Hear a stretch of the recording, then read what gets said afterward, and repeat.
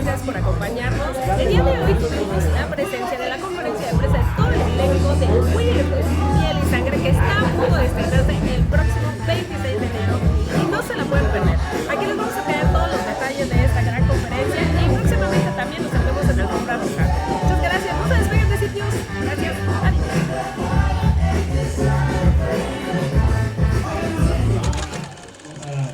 What do you think about the role of the Scream Queen, of the Scream Girls that have evolved since the 80s, since the slashers began? And what were your influences to make your roles as the Scream Girls here, persecuted by Winnie the Pooh? I like them sort of roles, to be fair. I'm kind of like, I'm a bit of a wimp, so I do get scared of stuff quite easily. I get frightened really easily. If someone jumped behind me, I'd scream. So watching horror movies is quite scary. Being involved in them is quite scary. So I feel like being a Scream Queen is just like part of my nature. Yeah, it's literally just me. I feel like I didn't even play a role. I just did what I would have done naturally anyway. I was really scared anyway doing it. So I feel like it was just natural, you know what I mean? Yeah, me too. And it was like, we were kind of just reacting to exactly what was in front of us, how we would really react in that kind of scenario. I mean, you've got a Pooh Bear that's 6 foot tall running after you in the woods, like, you're going to be scared, aren't you? I think there was an occasion when we were filming, and it was myself and Natasha Rose Mills, who's not here today, and we were running on through the woods and they were filming us, and they were going, cut, cut, and we just kept going, didn't we? We were so scared, like it was so real to us. So yeah, I was screaming then as well, so it kind of just comes with the territory. It's always just more exciting, isn't it, having those kind of roles? More fun, more gore, it's just more exciting, more to get your teeth into. Yeah, I absolutely love it. I think most of the films that I've done are horror films, and I'm like the biggest fan of the genre, so it's always really exciting. And I kind of love the Scream Queen role, because I feel like they're quite powerful. Like, I just love the thought, in horror films, normally the guys kind of get killed off first and then the women survive, and I'm like, woo, feminism. So I really like that, and I feel like all the characters in this film are really strong. Like, they all have their strengths and their weaknesses, and they all kind of represent something different. But I feel like you'll see a lot of similarities in the characters with other Scream Queens that you've seen in different films in the past, which is really cool. Yeah, until you've been in the middle of the night in a forest covered in absolute blood, you can't see anything. You've got the most amazing special effects makeup. Props to Rebecca Wheeler, who did such a fantastic job on this movie. And yeah, it's so much fun. Even though at the time you're so cold, you can't feel anything, you can't see, you've got blood in your eyes. I've done so many films with these guys now, and it's almost having fun, like someone else mentioned. It really is. You'll see it. It's such a good time. It's always fun. It's fun. It's hilarious. Yeah. You'll probably see some little bloopers going around the internet soon as well, so watch out for those. They're funny. Bueno, pues al parecer la pasaron muy bien con esta pregunta. Vamos a hacerles un poquito la traducción, fueron muchas, pero un poquito en español para que todos lo tengamos. En resumen, a todas les encantó ser Scream Queens, se la pasaron muy bien, es mucho más emocionante. Acá, por ejemplo, también dice que ella de por sí se asusta de todo, entonces en realidad varias de ellas no estaban actuando tanto. Si te encuentras a un Winnie Pooh de 1,80 en el bosque a medianoche, también vas a salir corriendo. Y hay una anécdota incluso en que seguían ya gritando corte, corte, y ellas seguían corriendo por el bosque. Pero igual, o sea, es una experiencia de estar cubiertas en sangre, de así los ojos cubiertos, y finalmente es muy divertido. Ser Scream Queen es la mejor parte, es lo más emocionante. Exacto, y bueno, aquí también le dieron las gracias a la persona que hizo parte de los efectos especiales, que está por ahí atrás. Y bueno, recordarles que además todo esto sí realmente se grabó en el bosque de los 100 acres, que es el bosque que salía en los libros de Winnie Pooh, y que precisamente se fueron a ese lugar que tiene una magia impresionante y que nos puede llevar pues a esos rincones tan terroríficos en los que pues logran retratarlo en la película. Por ahí tenemos más preguntas, sí, ¿verdad? Okay. This one is for the directors and the producers. Small horror films have a hard time getting distribution even in their own countries, and this one is having the world premiere in a foreign country, How do you feel about that? Because not many filmmakers can say that their film was viral enough to get a world premiere somewhere else, no? And well, how do you feel about it being here in Mexico? So we're incredibly lucky for this opportunity, and it is incredible. We've made over 100 films, so like this is the first one to actually truly have this type of moment. So we're really, really grateful. And our partners at ITN, they've been like incredibly supportive along like my personal whole journey, and they've been there from day one, and now like developing this and stuff, like just couldn't be more thankful. But yeah, I think we're just incredibly excited about it. And a fun little thing, when we found out it went viral, it was 4 o'clock in the morning in the UK, and I woke up to go to the toilet, and I was just scrolling on my phone, and I just see Winnie the Pooh going nuts, and I was like, what the hell? And I woke Reese up and I was like, look at this, and he was like, oh! And then we started sending it to Nicole and Stuart, and then it was just at ITN, and it was just an incredible journey, and it's just, yeah, it's amazing, isn't it?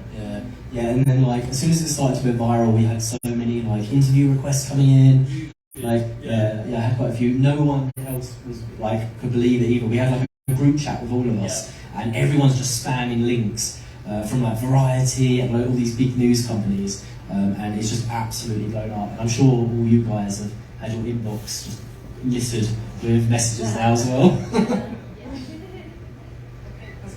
Obviamente, totalmente afortunados, hemos hecho más de 100 películas y esta es la primera vez que tenemos este tipo de respuesta y de experiencia.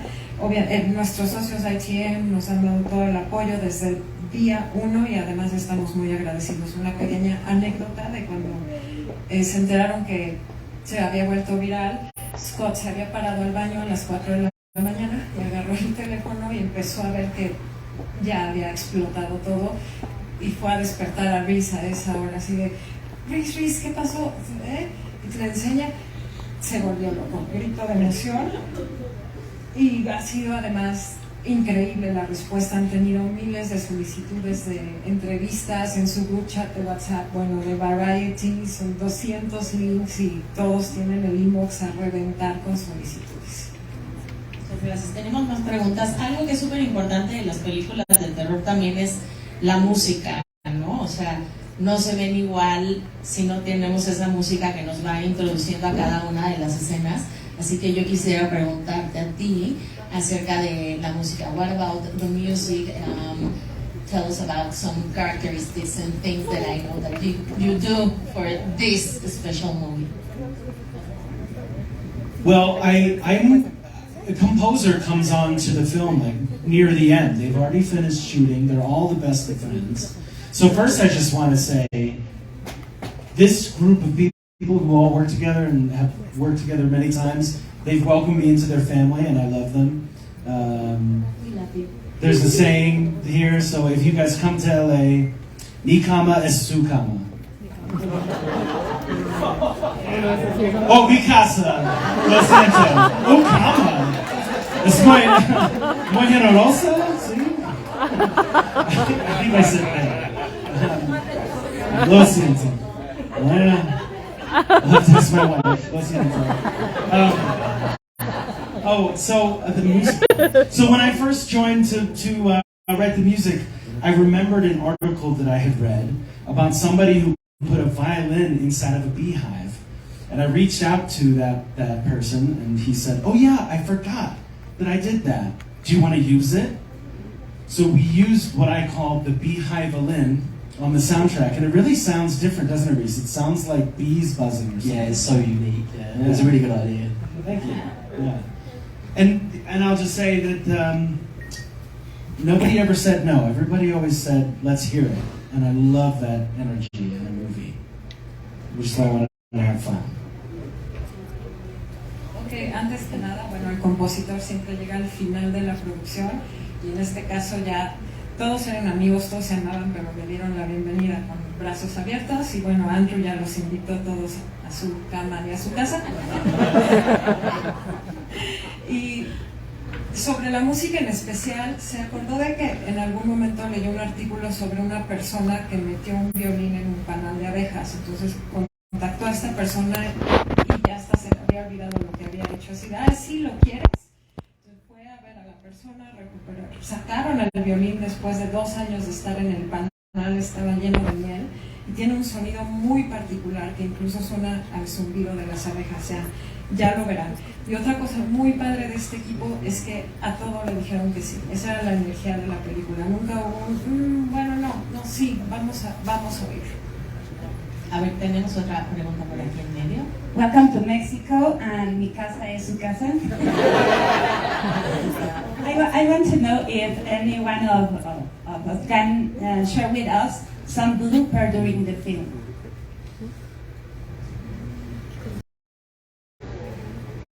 There was one that really sticks out, and I kind of wanted Winnie the Pooh to go past the door and be really kind of intimidating and scary. And you know, all the girls like did an amazing job. Like they were looking really, really horrified. And then when we went to do the reverse and we wanted Winnie to walk past the door, Craig jogged past, and we all just started bursting out laughing. Yeah, he honestly looked really cute. We were all like, oh.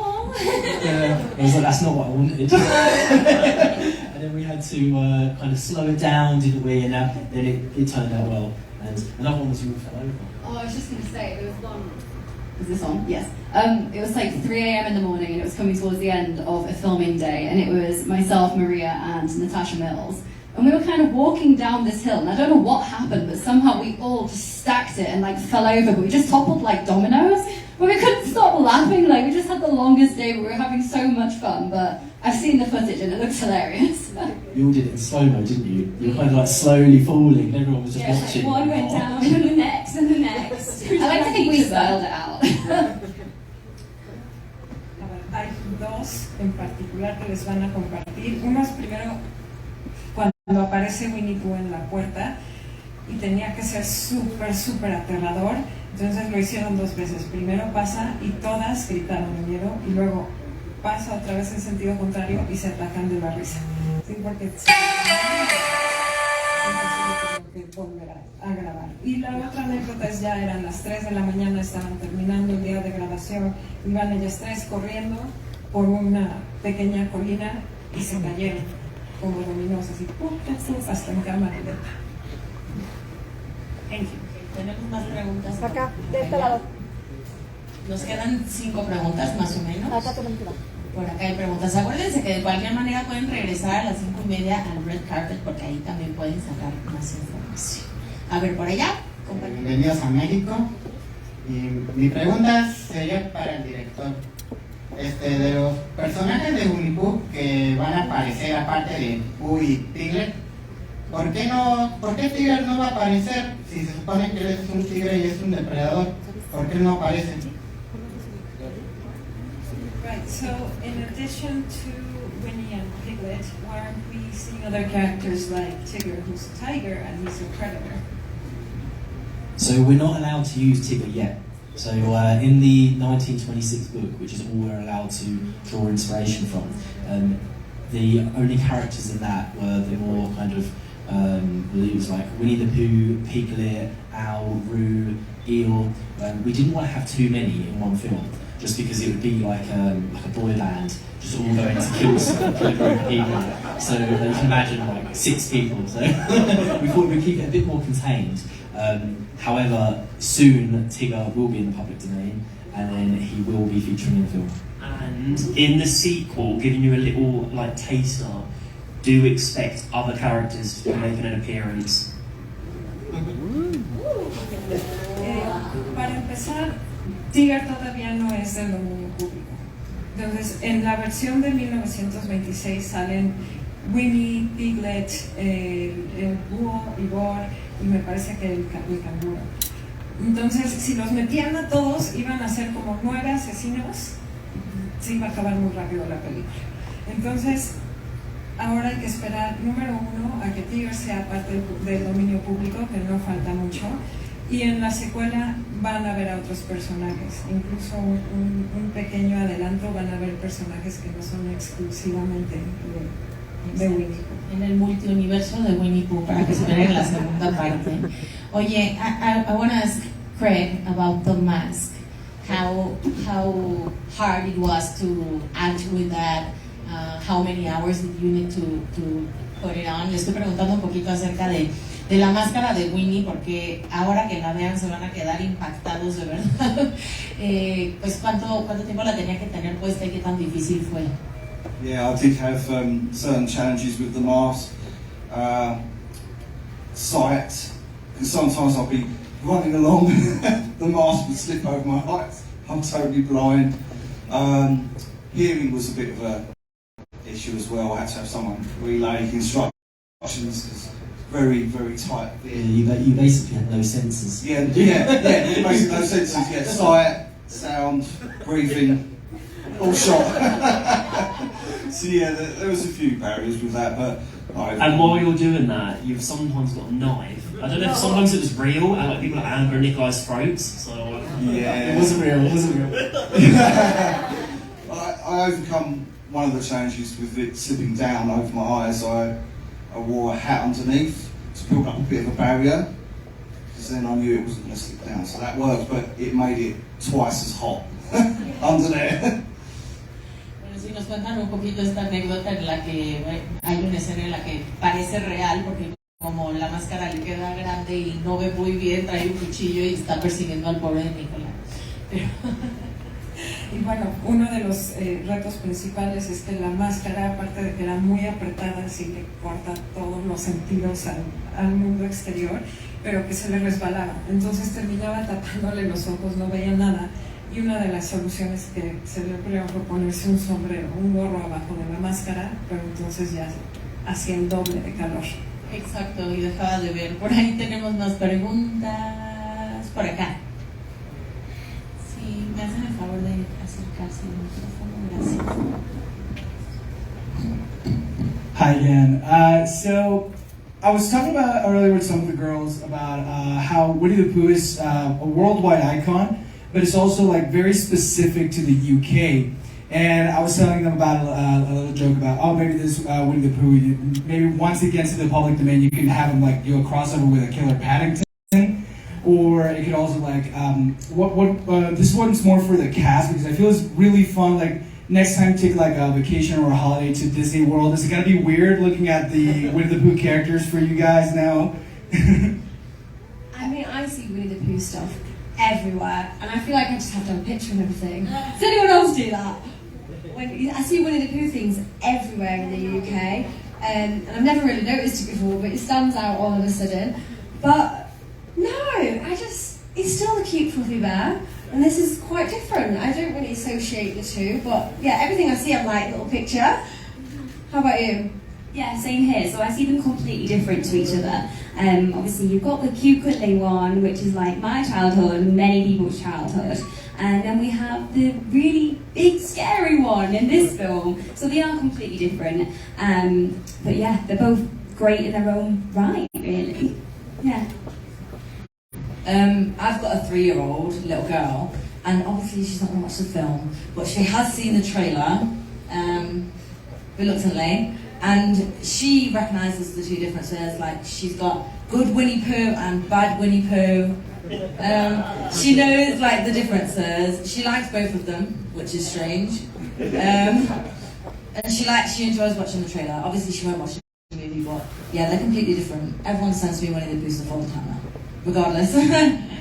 Definitely want to go cuddle Winnie the Pooh at Disney.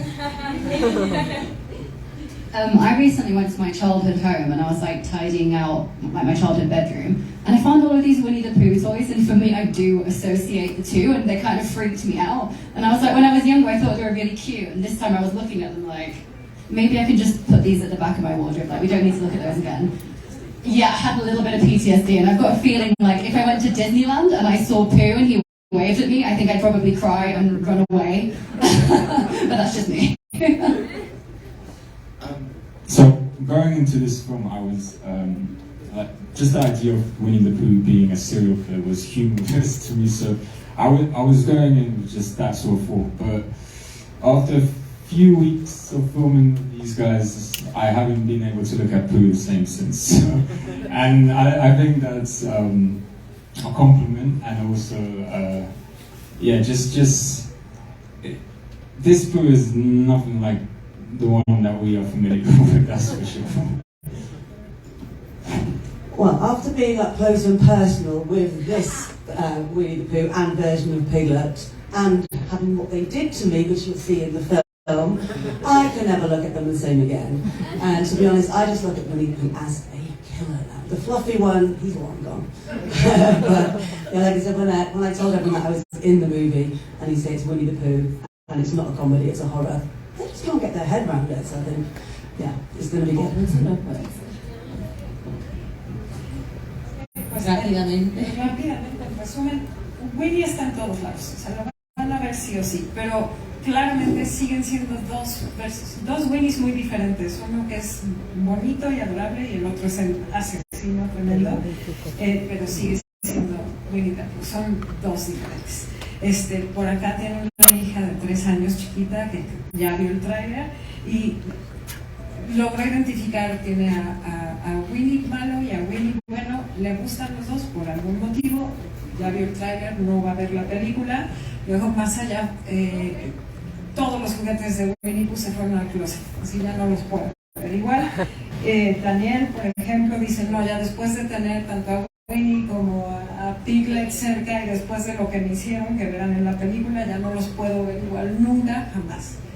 Es lo que les platicaba hace un momento que van a ver, porque Daniel definitivamente los efectos especiales y de maquillaje que tiene son impactantes, ¿no? Yo de verdad no la reconocí. Y algo que me gustaría compartirles es también acerca de las escenas de Christopher Robin, porque ellos hacen la película y después de que se viraliza tienen que hacer otros shoots para Christopher. Entonces I want to ask you guys about these reshoots that you have to do with Christopher after this viral stuff. The reshoots were very intense. That being what was happening in the scenes and what was happening with the web, all combined into one. But I could not be more grateful to be brought back for the reshoots, and just seeing where this film went and just the journey it's been through has just been amazing. And I could not be more grateful to be a part of this. Pues bueno, los reshoots obviamente fueron muy intensos, no solamente por lo que hacía en la escena, sino también por el clima. Pero más que nada se siente totalmente agradecido también de que regresaran los reshoots y por todo el viaje fue increíble y es agradecimiento total. Tenemos más preguntas.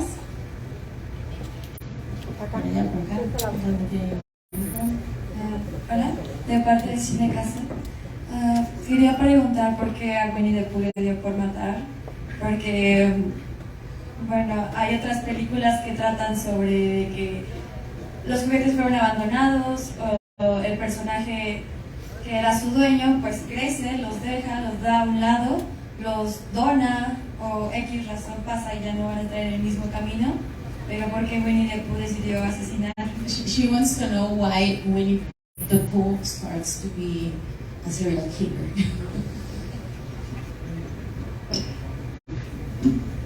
So yeah, with Winnie, we wanted something which was really contrasting. And you know, it was the character we thought the least amount of people would expect to become a serial killer. So and we had a way of thinking how he would look when he's like this 6 foot like monstrosity. You know, we've had a perfect mask for it. We kind of gave him like a massive gut, and it just worked so well. And yeah, then we just kind of ran with it from there. So. But he does look better covered in blood, and we didn't realise that until the reshoots. So in the sequel, he's just going to be covered in blood, because it looks really cool. Yeah. Blood and mud. Yeah. Boys, I think they're asking why he turns into a serial killer. Yeah. Oh, like what's his origin? Yeah. Oh. Yeah. So, yeah, there's a moment where, so Christopher Robin, when he was younger, he kind of like nurtured them, and he came across them, and he was like, you know, like helping them survive in the wilderness. and then he got to a certain age where he needed to move away and like carry on with the rest of his life and like go to college. And whilst he did that, it kind of created a scenario where the gang, like Pooh, Piglet, and all of them, needed to go back to their animalistic roots and become more feral and figure out how to like find food, and then Eeyore was the food. Okay, pues realmente se vuelven asesinos porque cuando están chiquitos, cuando Christopher Robin también es niño, como que él los ayuda y siempre está ahí con ellos. Pero llega un momento en el que crece, se va a la universidad y los deja solos. Entonces ellos tienen que regresar a su naturaleza y terminan volviéndose animales salvajes. Entonces de ahí viene, ¿no? Un poco también lo que tú comentabas acerca de eso. Nos queda una pregunta por acá, me dicen que vamos. Yes, hi. I'm Nicole Trejo from Universal, and is this a question for the director? Would you like to send a message to Winnie's fans who will be heartbroken?